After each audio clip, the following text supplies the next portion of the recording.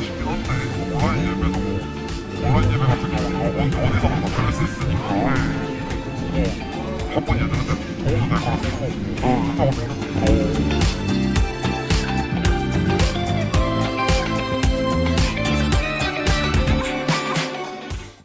사도신경으로 우리의 신앙을 고백하도록 하겠습니다.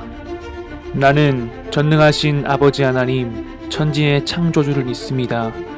나는 그의 유일하신 아들, 우리 주 예수 그리스도를 믿습니다. 그는 성령으로 잉태되어 동정녀 마리아에게서 나시고 본디오 빌라도에게 고난을 받아 십자가에 못 박혀 죽으시고 장사된 지 4일 만에 죽은 자 가운데서 다시 살아나셨으며 하늘에 오르시어 전능하신 아버지 하나님 우편에 앉아 계시다가 거기로부터 살아있는 자와 죽은 자를 심판하러 오십니다. 나는 성령을 믿으며 거룩한 공교회와 성도의 교제와 죄를 용서받는 것과 몸의 부활과 영생을 믿습니다. 아멘.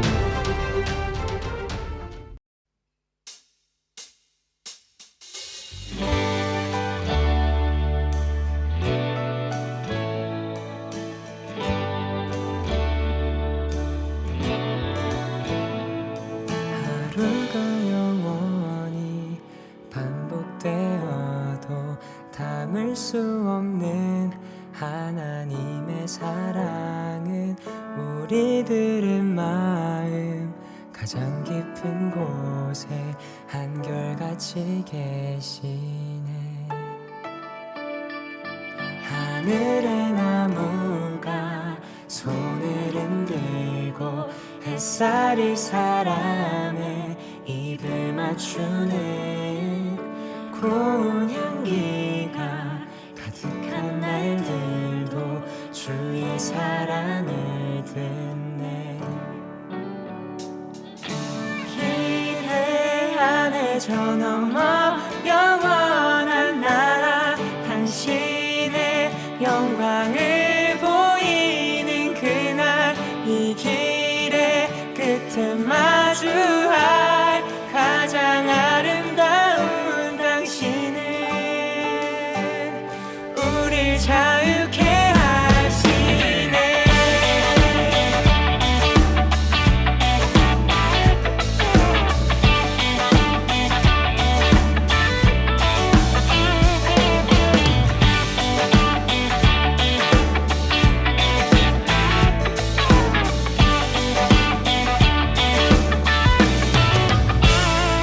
하루가 영원히 반복되어도 담을 수 없는 하나님의 사랑은 우리들의 마음 가장 깊은 곳에 한결같이 계시네. 하늘의 나무가 손을 흔들고 햇살이 사람의 입을 맞추는 고운 향기가 가득한 날들도 주의 사랑을 듣네. 풍성한 사랑을 듣네. 기대하네 저 너머 영원한 나라 당신의 영광을 보이는 그날 이 길의 끝은 마주할 가장 아름다운 당신을 기대하네 저 너머 영원한 나라 당신의 영광을 보이는 그날 이 길의 끝에 마주할 가장 아름다운 당신은 우리 자유케 하시네.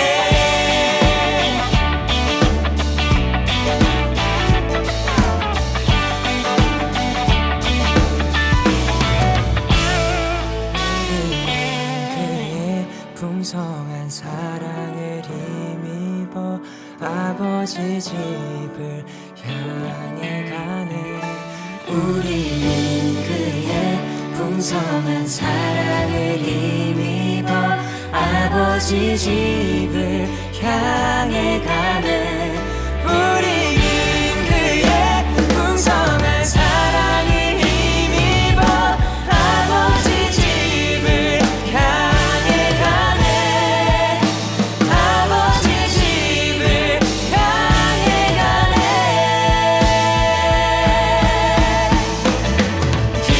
기대하네 저 너머 영원한 나라.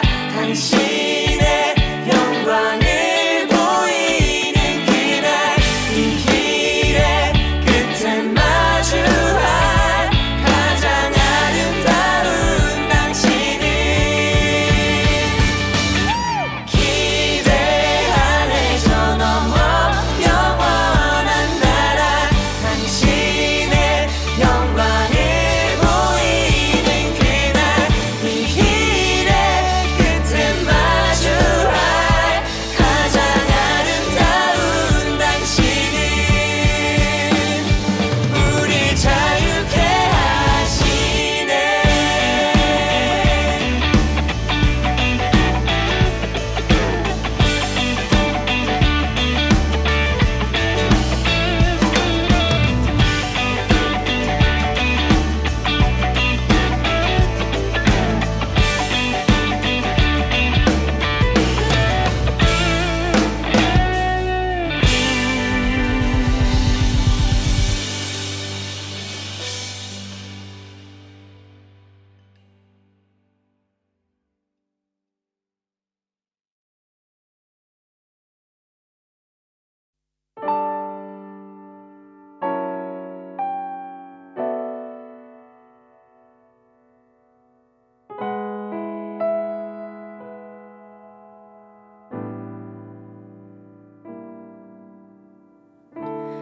나는 끌려갑니다. 상처난 주님의 손에 이끌려 내가 감히 놓아도 놓치지 않으시는 마음에 눈물로 나는 끌려갑니다. 상처난 주님의 손에 이끌려 내가 감히 놓아도 놓치지 않으시는 마음에 눈물로 때로는 광야와 동산에 또 폭풍과 좋게 부는 바람에 하염없이 그 자리에 머물러도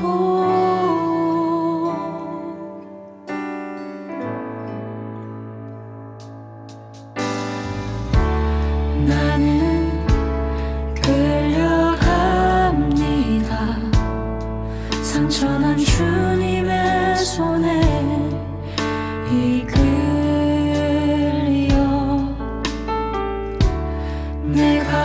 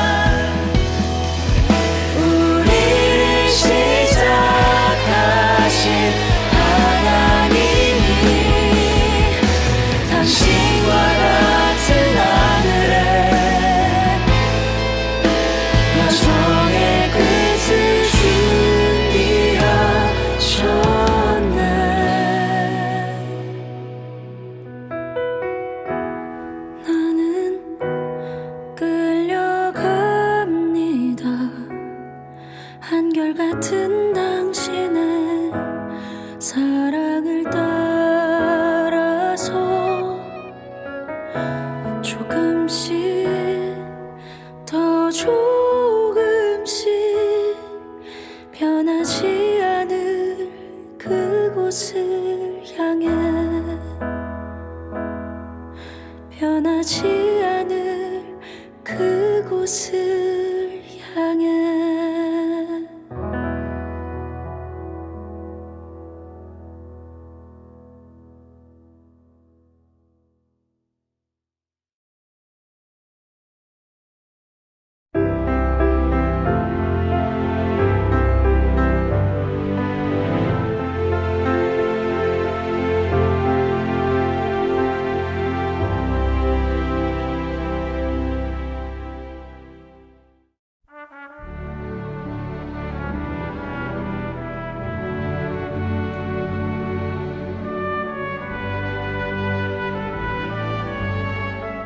사랑의 하나님, 참된 복종을 허락하소서. 세상 것이든 영원한 것이든 모든 것을 온전히 포기하게 하소서.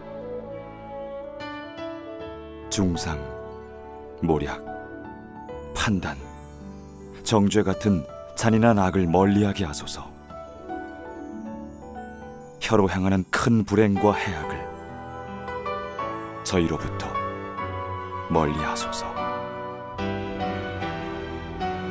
무고하게 헐뜯는 소리를 다른 사람에게서 들을 때 감추고 침묵하는 법을 가르치소서. 오직 아버지께만 털어놓게 하시고 모든 것을 아버지 뜻에 맡기게 하소서. 그렇게 함으로 저희에게 잘못한 사람들을 기꺼이 용서하고 사랑할 수 있게 하소서.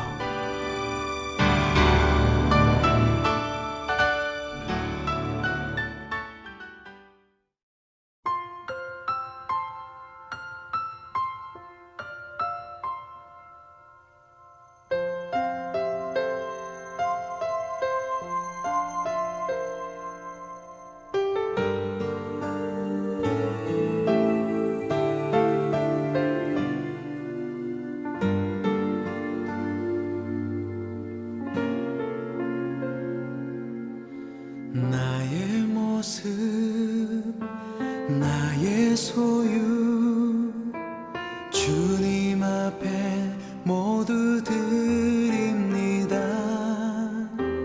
모든 아픔, 모든 기쁨, 내 모든 눈물 받아주소서. 나의 생명을 드리니 주 영광 위하여 사용하옵소서. 내가 사는 날 동안에 주를 찬양하며 기쁨의 제물 되리. 나를 받아주소서.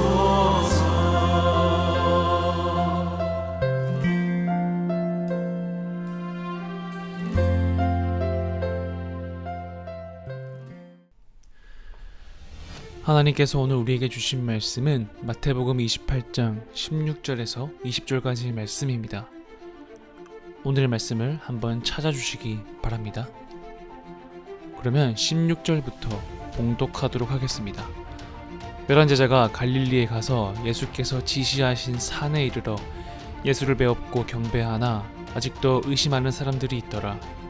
예수께서 나와 말씀하여 이르시되 하늘과 땅의 모든 권세를 내게 주셨으니 그러므로 너희는 가서 모든 민족을 제자로 삼아 아버지와 아들과 성령의 이름으로 세례를 베풀고 내가 너희에게 분부한 모든 것을 가르쳐 지키게 하라. 볼지어다 내가 세상 끝날까지 너희와 항상 함께 있으리라 하시니라. 아멘. 샬롬, 반갑습니다. 오늘은 마지막 임무라는 제목으로 오늘의 말씀을 전해보도록 하겠습니다. 전사님이 오늘은 어떤 한 인물을 소개하고자 합니다. 이 인물은 혹시 누구일까요? 전사님이 세 가지 힌트를 드리도록 하겠습니다. 첫 번째는 바로 이 사람은 광화문에 가면 있습니다. 광화문에 가면 이 사람이 있는데요. 혹시 누군지 아시나요? 두 번째 힌트 드리겠습니다. 두 번째 힌트는 바로 1598년 11월 19일입니다. 이 사람과 연관되어 있는 날짜인데 혹시 아시겠나요? 마지막 힌트를 드리겠습니다. 마지막 힌트는 바로 필사즉생, 필생즉사입니다. 혹시 여기까지 들으신 분은 눈치채신 분도 있을 것 같습니다. 혹시 전 사람이 말하고 있는 인물 누군지 아시나요? 그분은 바로 일본으로부터 우리나라를 지켜낸 이순신 장군입니다. 이 1598년 이 11월에 이 일본과의 마지막 전투 노량 해전 가운데서 전사하셨지요. 일본의 함대가 노량을 통과할 것을 예측한 이순신 장군은 이 일본이 지나가는 길에 자신의 함선을 매복시켰습니다. 그리고 새벽 4시경 일본 함선 500척이 노량진에 진입하자 매복해 있던 조선 함선들이 일제히 공격을 하기 시작했습니다. 이 서로 간에 엄청난 포가 이리저리 날아가는 가운데 무려 4시간 동안이나 치열한 전투가 계속 벌어졌다고 합니다. 오전 8시경 이 일본의 배 200여 척 이상이 분파되고 150여 척이 파손되어 이 일본 수군은 이 150여 척을 이끌고 퇴각하기 시작했습니다. 하지만 추격하는 이순신 장군님이 타고 있는 함대에 일본군의 총탄에 맞고 쓰러지면서 유명한 명언을 남겼습니다. 어떤 명언을 남겼는지 한 번쯤은 다 들어보셨을 겁니다. 싸움이 급하다. 단 한 명의 조선 수군도 동요돼서는 아니 된다. 나의 죽음을 적에게 알리지 마라. 이 유언을 남기고 이순신 장군님은 숨을 거두셨습니다. 혹시나 이순신 장군을 두려워하는 일본 함대가 이 사실을 알게 된다면 다시 기세등등해 조선으로 방향을 바꿀까 염려하여 이순신 장군님은 마지막 이런 유언을 하였다라고 합니다. 어쩌면 조선 수군은 이순신 장군의 마지막 말, 그 유언을 잘 들었기 때문에 이 노량진의 해전을 승리 가운데 마무리할 수 있었습니다. 이순신 장군은 마지막 유언의 말이 지금까지 이 우리나라 사람들에게는 잊혀지지 않는 그러한 명언입니다. 이와 비슷하게도 성경에서도 예수님께서 하늘로 올라가시기 전 마지막으로 제자들뿐만 아니라 이 땅에 있는 사람들에게 해주신 말씀이 있습니다. 그 말씀은 무엇일까요? 그리고 과연 어떤 말씀을 하셨을까요? 이를 알기 전에 먼저 오늘 성경 본문의 배경에 대해서 잠시 이야기해보고자 합니다. 마침내 예수님께서 무덤에서 부활하셨고 죽음은 정복되었으니 이제 주님은 제자들에게 명령할 준비가 되었습니다. 제자들은 예수님이 갈릴리로 먼저 향하실 것이며 그곳에서 그들을 만나고자 하신다는 소식을 들었습니다. 16절입니다. 11제자가 갈릴리에 가서 예수께서 지시하신 산에 이르러 예수를 배웠고 경배하나 아직도 의심하는 사람들이 있더라. 예수께서 나와 말씀하여 이르시되 하늘과 땅의 모든 권세를 내게 주셨으니 제자들은 그들이 기다려왔던 그리고 얼마 전에는 영원히 잃어버렸다고 생각했던 그분을 만나기 위해 갈릴리로 향했습니다. 그들은 예수님을 만나자 그분이 이미 예언하셨던 대로 경배를 드렸습니다. 그러나 17절에는 의심하는 제자도 있었다라고 전하고 있습니다. 11제자 가운데 누가 의심했는지 또는 갈릴리로 가는 제자들을 따라간 더 큰 무리가 있었는지는 명확하지 않습니다. 그런데 이 무리 중에 의심하는 자가 있었으면 분명합니다. 이 질문에 대해 확실하게 답하기는 어렵습니다. 그럼에도 불구하고 그 순간에 의심도 있었지만 굳은 마음 역시 있었다는 사실도 알 수 있습니다. 예수님은 그들에게 믿음이 없을지라도 흔들리거나 낙담하지 않으셨습니다. 제자들에게 전해주실 사명에 초점을 맞추셨습니다. 예수님은 제자들에게 사명을 위임하시기 전에 자신의 능력을 경고히 하셨습니다. 하나님 아버지에게서 완전한 권위와 권능을 받으셨기 때문입니다. 오늘 나온 본문처럼 예수님이 거룩한 권세를 가지신 것을 알려주는 다른 성경 구절이 있습니다. 한번 소개해 드리고자 합니다. 로마서 14장 9절에는 이렇게 나와 있습니다. 이를 위하여 그리스도께서 죽었다가 다시 살아나셨으니 곧 죽은 자와 산 자의 주가 되려 하심이라. 고린도전서 15장 27절입니다. 만물을 그의 발 아래 두셨다 하셨으니 만물을 아래에 둔다 말씀하실 때에 만물을 그의 아래에 두시니가 그 중에 들지 아니한 것이 분명하도다. 에베소서 1장 9절에서 10절입니다. 그 뜻의 비밀을 우리에게 알리신 것이요 그의 기뻐하심을 따라 그리스도 안에서 때가 찬 경륜을 위하여 예정하신 것이니 하늘에 있는 것이나 땅에 있는 것이 다 그리스도 안에서 통일되게 하려 하심이라. 예수님께는 최고의 권세가 있습니다. 하나님은 예수님을 높이셨고 부활로 예수님의 권위와 능력이 충분히 증명되었습니다. 그리스도는 만물의 머리이십니다. 마태복음의 마지막에 이르러 예수님의 제자들에게 주님의 권세로 세상으로 가라고 명령하십니다. 그들은 세상을 향해 나아갔고 우리 역시 자신의 능력이나 권세가 아닌 부활한 왕이신 예수님의 권세로 그리고 그 권세에 의해 나아갈 수 있습니다. 이 예수님의 지상명령은 이해하기 쉽고 기억할 만합니다. 예수님이 우리에게 주신 이 지상명령의 가장 어려운 부분은 바로 명령대로 살아야 한다는 것입니다. 19절입니다. 그러므로 너희는 가서 모든 민족을 제자로 삼아 아버지와 아들과 성령의 이름으로 세례를 베풀고. 만물을 다스리시는 예수님이 뛰어난 권세를 이해하는 것이 제자들에게 중요했던 것처럼 지금 우리에게도 여전히 중요합니다. 주님의 능력과 권위의 실제는 부활과 승천으로 또는 성경에 기록되어 있는 것으로 끝나지 않습니다. 그분의 나라와 권세는 영원합니다. 예수님은 자신의 권세에 관해 말씀하시고 제자들에게 위임을 시작하시더니 그러므로 너희는 가서 라는 명령과 연결하셨습니다. 예수님을 죽은 자 가운데서 살리시고 은혜의 보좌에 앉으신 능력은 우리로 하여금 가서 모든 민족으로 제자를 삼으라고 하신 부르심으로 살아갈 수 있도록 하는 능력과 동일합니다. 제자들은 가라는 지시를 받았습니다. 이것은 제한이 아니었습니다. 예수님은 그들이 갈 수 있다거나 짬을 낼 수 있으면 가라라고 말씀하지 않으셨습니다. 분명하게 예수님은 그들이 반드시 지켜야 하는 순종해야 할 명령으로 말씀하셨습니다. 부활의 왕이신 예수님이 그들에게 가라고 명령하신 것입니다. 본문에서 가라라는 말은 단기 여행이나 장기 여행을 의미하는 동사입니다. 제자들은 그 말씀에 순종해야 합니다. 그 말씀에 순종하지 않을 그 유혹이 그들뿐 아니라 우리에게도 기다릴 것입니다. 그러나 예수님은 지금 너희가 심지어 죽음까지도 이겨낸 나의 권능을 들었고 내 권세를 보았으니 세상으로 가라. 그리고 죄 용서의 좋은 소식을 사람들에게 알리어라 라고 말씀하십니다. 그렇다면 과연 우리는 어디로 가야 할까요? 예수님이 제자들에게 모든 민족에게 가라고 명령하신 이유는 예수님이 온 세상을 다스릴 권세를 가지고 계시기 때문입니다. 아직은 모든 민족이 예수님께 순종하지 않지만 모든 민족, 모든 언어, 모든 나라가 예수님의 권위 아래에 있습니다. 우리는 언젠가 모든 무릎이 예수님의 이름 앞에 꿇게 될 것이며 모든 입이 예수님을 주라 시인하게 될 것이라는 말씀을 들었습니다. 그러니까 우리는 가야 합니다. 이 가라라는 말씀은 세상 사람과 민족 사이로 흩어지라라는 뜻이며 이는 우리에게도 동일하게 적용됩니다. 예수님은 이 말씀을 하실 그때 당시 부르심이라는 것은 고향과 친척을 떠나 잘 알려지지 않는 낯선 외국으로 떠나는 그러한 선교에 초점이 맞춰져 있었습니다.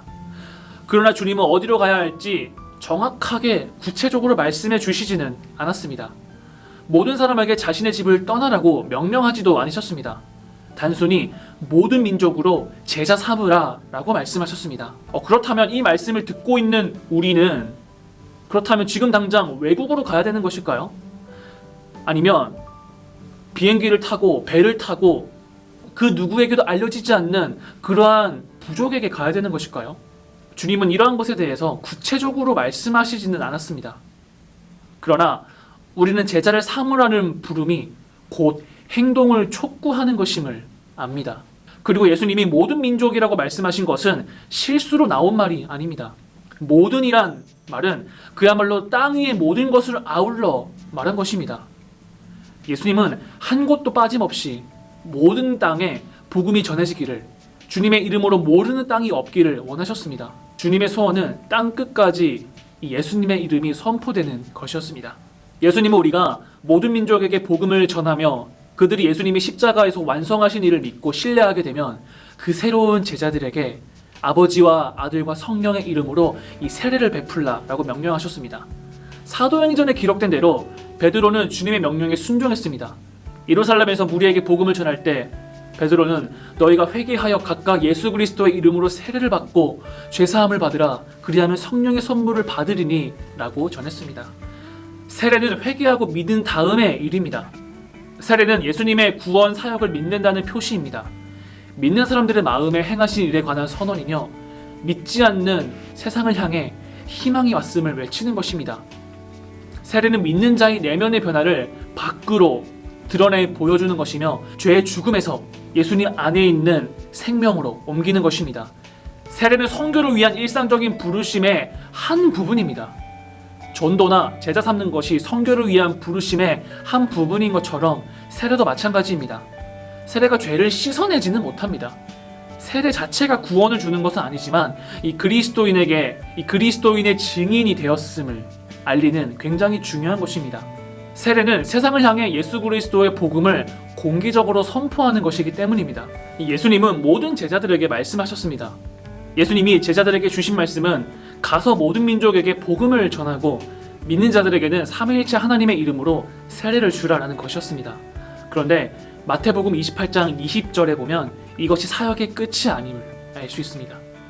20절입니다. 내가 너희에게 분부한 모든 것을 가르쳐 지키게 하라. 볼지어다 내가 세상 끝날까지 너희와 항상 함께 있으리라 하시니라. 아멘. 이번에도 예수님은 모든이라는 표현을 쓰셨습니다. 믿는 자에게 모든 것을 가르쳐 지키게 하라고 제자들에게 말씀하셨습니다. 그래서 그들이 구원자께 순종할 수 있도록 하라는 말씀입니다. 이것은 그들에게 벅찬 일이었고 지금 우리에게도 쉽지 않은 일입니다. 하지만 예수님의 권위와 권능으로 제자들을 가르치셨듯이 하나님은 우리에게도 동일한 가르침을 주셨음을 우리는 압니다. 세례는 예수님이 완성하신 사역을 믿는 사람의 삶에 선포하는 것이며 순종은 그 증거입니다. 요한복음 14장 15절에 보면 너희가 나를 사랑하면 나의 계명을 지키라 라고 말씀하셨습니다. 구원은 오직 믿음의 은혜로 가능하며 필연적으로 구원자께 순종하도록 이끕니다. 그렇다면 믿음이 들음에서 오는 것인데 왜 우리는 한 사람만 믿어도 가르치기를 멈추는 것일까요? 예수님이 제자들에게 주신 이 지상명령은 단순히 전도에만 국한되지 않습니다. 지상명령에는 제자도 역시 포함되어 있습니다. 하나님은 그분이 시작하신 착한 일을 이루실 것이라고 약속하셨습니다. 그리고 주님에 관해 배우고 주님께 순종하는 것을 통해 그 사역에 동참하라고 말씀하셨습니다. 더 나아가 모든 그리스도인은 제자 훈련을 해야 합니다. 본문에서 볼 수 있듯이 다른 사람을 가르치는 일에 면제되는 사람은 없습니다. 우리가 모두 가서 그리스도 안에서 믿는 자들을 훈련하도록 부르심을 받았기 때문입니다. 가르침과 명령을 마치신 예수님은 사명을 혼자서 감당하게 두지 않으실 것이라고 제자들에게, 지금의 우리들에게도 일깨워 주십니다. 주님은 제자들과 그리고 지금을 살고 있는 우리와 항상 동행하실 것입니다. 주님의 권능과 권위의 선언으로 시작되었고 신실하신 주님이 세상 끝날까지 영원히 함께 하신다는 선언으로 오늘 말씀은 마무리되고 있습니다. 예수님은 성부 하나님께로 승천하시기 전에 가서 모든 민족을 제자로 삼으라 라는 명령을 제자들에게 위임했습니다. 예수님의 권세 아래 우리는 사람들에게 아버지와 아들과 성령의 이름으로 세례를 주고 그리스도께서 우리에게 분부하신 모든 것을 그들에게 가르쳐 제자로 삼아야 합니다. 세상으로 나아갈 때 우리는 우리와 함께 하겠다고 하신 그리스도의 약속을 신뢰해야 합니다. 전도사님이 설교 초반에 소개한 이순신 장군님의 마지막 말, 나의 죽음을 적에게 알리지 마라. 예수님이 하늘로 올라가시기 전 마지막 말씀, 너희는 가서 모든 민족을 제자로 삼아 아버지와 아들과 성령의 이름으로 세례를 베풀고 내가 너희에게 분부한 모든 것을 가르쳐 지키게 하라. 볼지어다 세상 끝날까지 내가 너희와 항상 함께 있으리라. 이 두 말씀은 대의를 위한 말씀입니다. 이순신 장군의 유언은 이 조선을 구하기 위한 큰 목적이 있었습니다. 예수님의 이 마지막 말씀은 이 세상을 구원하기 위한 그러한 귀한 목적이 있습니다. 예수님께서 그때 당시 제자들과 많은 사람들에게 그리고 지금을 살고 있는 우리들에게 이 세상을 살리라는 마지막 미션을, 마지막 임무를 주는 것입니다. 예수님은 지금도 우리에게 가라 라고 말씀하시고 제자로 삼으라 라고 말씀하십니다. 그렇다면 우리는 어디로 가야 하며 어떻게 제자를 삼아야 할까요? 어디로 가야 하는지 어떻게 제자 삼아야 하는지는 사람마다 다 다릅니다. 만약 여러분들 어디로 가야 하는지 어디로 가야 할지 모르시겠다고요? 그러면 지금 여러분이 처한 상황에서 갈 수 있습니다. 집으로 갈 수 있고 학원으로 갈 수 있고 학교에서 친구들에게 예수님의 마지막 말씀을 실천할 수 있습니다. 또한 그들을 제자로 삼는다는 말은 복음을 전하고 그들을 예수님을 믿게 하고 그들도 세상 가운데 선을 행할 수 있도록 하라는 뜻입니다. 여러분이 먼저 세상 가운데 선을 행하고 악을 선으로 물들여 나갈 때 여러분을 통해 복음을 듣는 사람도 선을 행할 것이고 또한 악을 선으로 물들여 나갈 것입니다. 그러한 일이 계속해서 반복적으로 일어날 때 이 세상은 언젠간 악이 아니라 선으로 가득 차게 될 것입니다. 그 위대한 일을 예수님께서 2000년 전에도 말씀하셨고 지금을 살고 있는 우리에게도 말씀하고 계신 것입니다. 예수님은 뭐라고 말씀하셨더라고요? 가서 제자 삼어라. 가서 제자 삼아라. 이 말을 우리에게 적용하기 위해 쉽게 풀어서 이야기를 해보면 너희는 세상 가운데 선을 행하고 너희들로부터 복음을 듣는 사람들도 예수님을 믿고 선을 행하도록 하라. 만약 이런 일이 계속적으로 반복해서 일어난다면 결국 이 세상은 지금은 비록 악이 가득 차고 불법이 가득 차고 불의가 가득 차고 공정하지 않는 것이 너무도 많지만 이 예수님의 복음을 듣고 그 듣는 사람들이 예수님의 선을 계속적으로 해나간다면 그 듣는 사람들이 계속 다른 사람들에게 전하고 선을 행동하는 것이 반복되어 일어난다면 결국에는 이 세상은 악이 아니라 선으로 가득 차게 될 것입니다. 그것은 100% 확실히 일어나는 일입니다. 결국 악은 소멸될 것입니다. 사랑하는 중등부 여러분, 오늘 예수님의 마지막 말씀 가서 제자 삼아라, 이 말씀을 꼭 기억하시기 바랍니다. 여러분이 있는 자리에서 가시기 바랍니다. 집으로, 학원으로, 학교에서 예수님을 전하고 무엇보다 그곳에서 선을 행하십시오. 착한 일을 하십시오. 악을 선으로 이기십시오. 여러분을 통해 세상 모든 사람들이 악이 아닌 선에 속하게 되며 예수님의 사랑이 그들 가슴 속에 채워지길, 그리고 그 채워진 예수님의 사랑으로 말미암아 그들 또한 예수님을 전하면서 이 세상이 결국에는 악이 아니라 선이 가득하게 주님의 이름으로 축원합니다. 기도하겠습니다. 가서 제자 삼으라 라고 말씀하신 예수님, 우리가 각자 있는 곳에서 예수님의 마지막 말씀, 그 지상명령을 따를 수 있는 용기와 지혜를 주옵소서. 때로는 겁나고 무섭고 주저할 때가 많지만 세상 끝날까지 우리와 항상 함께 있겠다라고 약속하셨습니다. 나 홀로가 아닌 지금도 나와 함께 하시는 성령님과 동행하며 예수님의 마지막 말씀을 깊이 새겨나가는 중등부 되게 하옵소서. 예수님의 이름으로 기도합니다. 아멘. 주님이 가르쳐 주신 기도를 하도록 하겠습니다. 하늘에 계신 우리 아버지, 아버지의 이름을 거룩하게 하시며 아버지의 나라가 오게 하시며 아버지의 뜻이 하늘에서와 같이 땅에서도 이루어지게 하소서. 오늘 우리에게 일용할 양식을 주시고 우리가 우리에게 잘못한 사람을 용서하여 준 것 같이 우리 죄를 용서하여 주시고 우리를 시험에 빠지지 않게 하시고 악에서 구하소서. 나라와 권능과 영광이 영원히 아버지의 것입니다. 아멘. 여긴 뉴커 지하로 먹으러 왔습니다. 오늘 누구를 만나러 올까요? 먼저 도착했네. 언제 왔어? 방금 전에 왔어요. 방금 왔어? 네. 밥은 먹었어? 네, 아직 안 먹었어요. 왜? 거짓말한 거지? 아니야? 안 먹었어? 네. 배 많이 고파? 네, 고파요. 알았어. 자, 안녕하세요. 네, 이름이 어떻게 되시네요? 안영조예요. 영조입니까? 혹시 몇 학년이세요? 중3이. 아, 중3. 내년에 이제 고등학생으로 올라가네요. 네, 좋습니다. 지금 뭐 먹으러 오셨나요? 카레 먹으러 왔어요. 카레 먹으러 왔어요. 뭐 시켰죠? 카레 라이스 시켰어요. 카레 라이스. 평소에 카레를 좋아하시나요? 네, 많이 좋아해요. 많이 좋아해요. 좋습니다. 지금 코로나 때문에 교회를 많이 못 나왔는데 심정이 어떠세요? 못 나와서 아쉽긴 한데 온라인 예배도 온라인 예배 같은 경우는 어디서든 다 들을 수 있으니까 네. 바쁜 애들한테 도움도 될 거라 생각하고 좋다고 생각해요. 네, 그러면 중3으로서 네. 우리 혹시 후배들에게 하고 싶은 말 있을까요? 중2 때 공부 열심히 하시고 중1 때 노세요. 중3 때는 어떻게 해야 돼요? 중3 때도 열심히 중3 때는 아마도 중2 때 성적이 좋으면 입시하느라 바쁠 거예요. 갑자기 또 입시 컨설턴트로 됐는데 알겠습니다. 오늘 또 좋은 시간 같이 보낼게요.